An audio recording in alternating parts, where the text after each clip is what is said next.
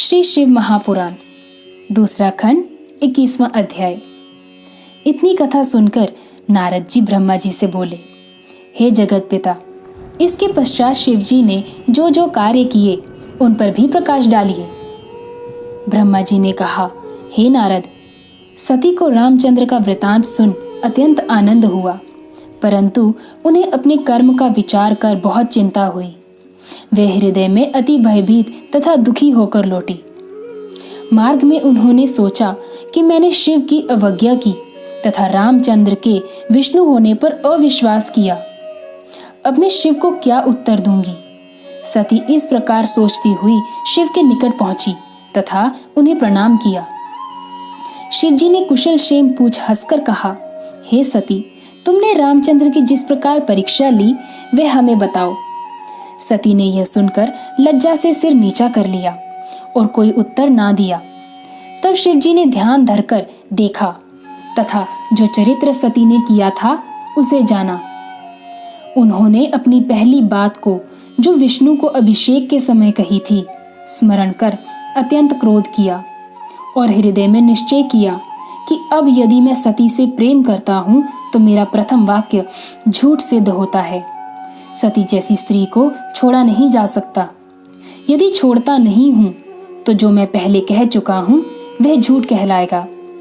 अस्तु, शिव जी ने पुनः सोचा और निश्चय किया कि अब सती से भेंट ना होगी। मैं अपने वचन को झूठा नहीं करूंगा। यह विचार कर शिव सती को छोड़ अपने स्थान को चल दिए।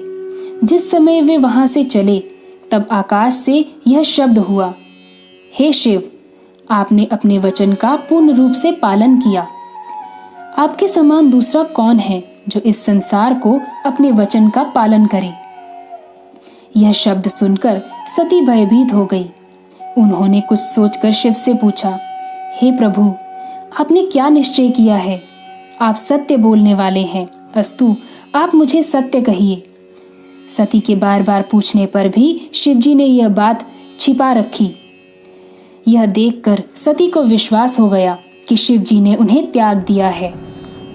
कुछ देर के पश्चात सती ने शिव जी से कहा, हे नाथ, मैंने जो कुछ भी किया वह अज्ञान तथा मूर्खता वश में किया। अब आप दूध और पानी अलग करके देखें, क्योंकि प्रीति की यही रीति है। मैं स्वयं ही अपने कर्म पर बहुत लज्जित हूँ, परंतु शिव जी ने उस बात को प्रकट करना उचित ना समझा। वे अनेक प्रकार की कथा आदि के सुनाने में समय टालते रहे, परंतु अंत में उनको सत्य बात कहनी ही पड़ी। इस प्रकार वे कैलाश पर्वत पर पहुंचे।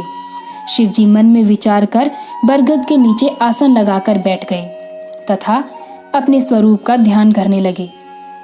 इधर सती मंदिर में अत्यंत उदास हुई।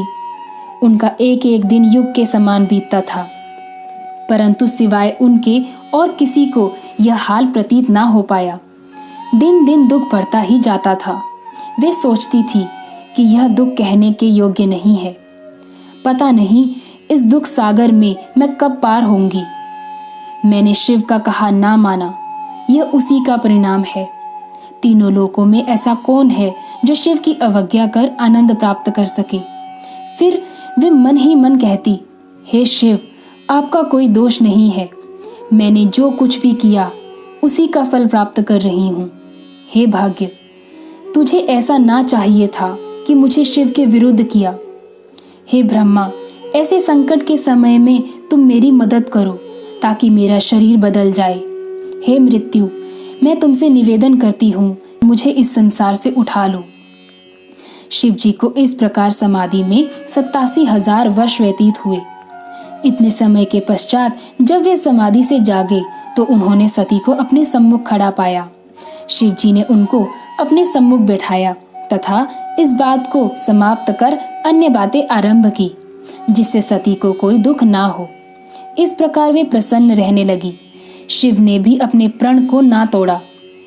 यह कोई आश्चर्य की बात नहीं है कि सती को पिछली बात का कुछ दुख ना हुआ तथा वे सभी बातें भूल गईं।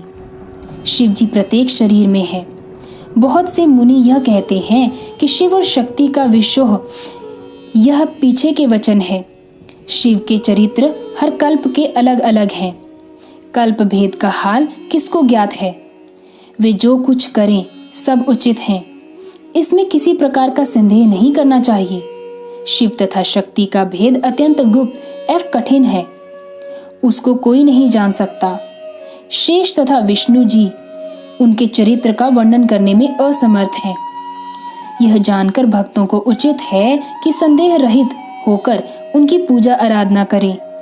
हे नारद, इस प्रकार जब बहुत समय व्यतीत हो गया तब शिव ने अपना वह चरित्र किया जिसको देखकर सबकी बुद्धि भ्रमित हो गई। ऐसी ही कथाओं को सुनने के लिए श्री शिव महापुराण चैनल को सब्सक्राइब करें और वीडियोस को लाइक और शेयर करें। धन्यवाद।